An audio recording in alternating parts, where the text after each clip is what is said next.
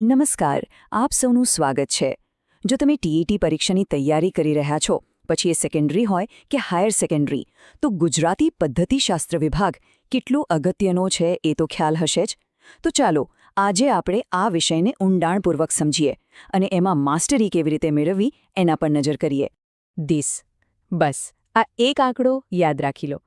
TAT પરીક્ષામાં સફળ થવા માટે આ આંકડો બહુ જ મહત્વનો છે. આ એ ગુણ છે જે તમારી આખી મહેનતને સાચી દિશા આપી શકે છે. જી હા, ઓફિશિયલ સિલેબસ પ્રમાણે પ્રિલિમ્સ અને મેઇન્સ બંનેમાં પદ્ધતિશાસ્ત્રના ભાગ માટે 20 ગુણ નક્કી થયા છે.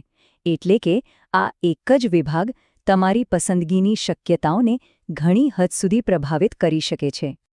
પણ સવાલ એ છે કે આખરે આ પદ્ધતિશાસ્ત્ર છે શું? ચાલો આખા વિભાગનો જે પાયો છે એ કોન્સેપ્ટને એકદમ સરળ ભાષામાં સમજીએ.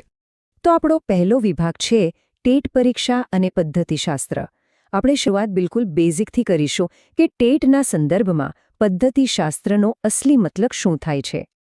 જો એકદમ સરળ શબ્દોમાં કહીએ તો પદ્ધતિશાસ્ત્ર એટલે માત્ર શું ભણાવવું એ નહીં, પણ કેવી રીતે અસરકારક રીતે ભણાવવું એનું વિજ્ઞાન.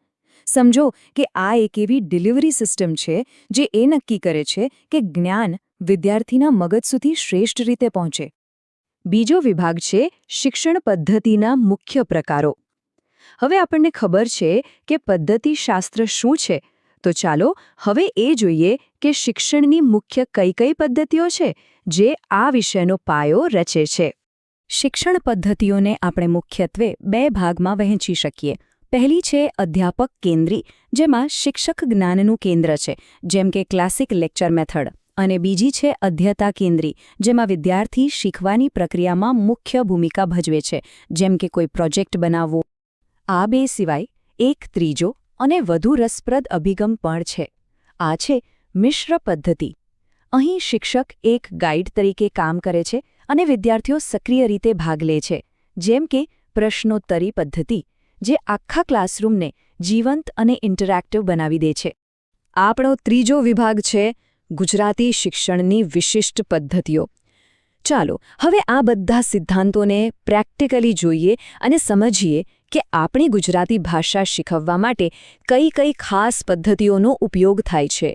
જ્યારે આપણે કોઈ ગદ્યપાઠ શીખવીએ છીએ, ત્યારે એના માટે એક ચોક્કસ ક્રમ અનુસરવામાં આવે છે.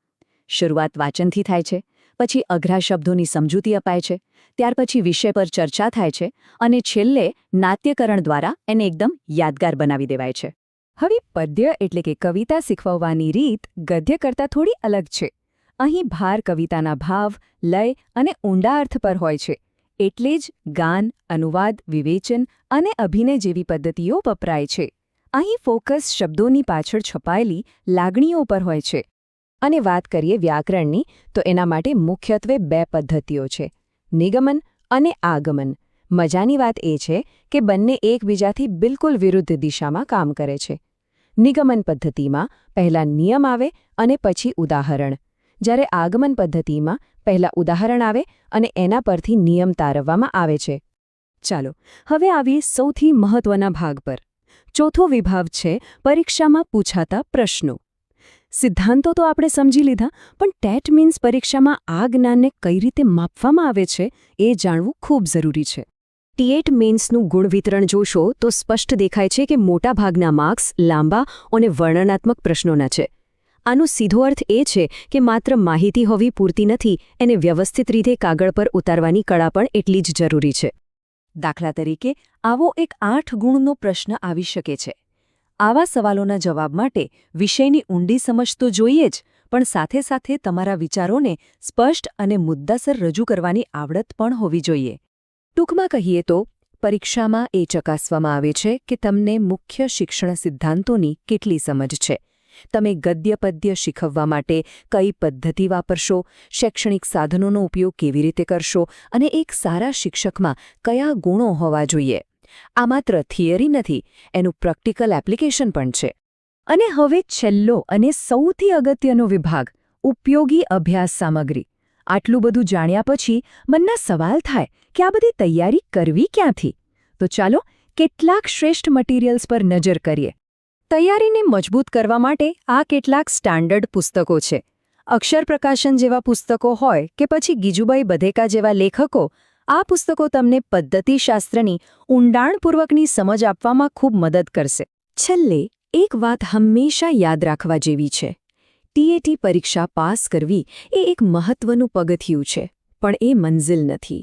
એક ઉત્તમ ભાષા શિક્ષક તરીકે આપણો સાચો ઉદ્દેશ્ય તો વિદ્યાર્થીઓના મનમાં ભાષા માટે પ્રેમ અને સમજ કેળવવાનો હોવો જોઈએ, જેમને આજીવન કામ લાગે.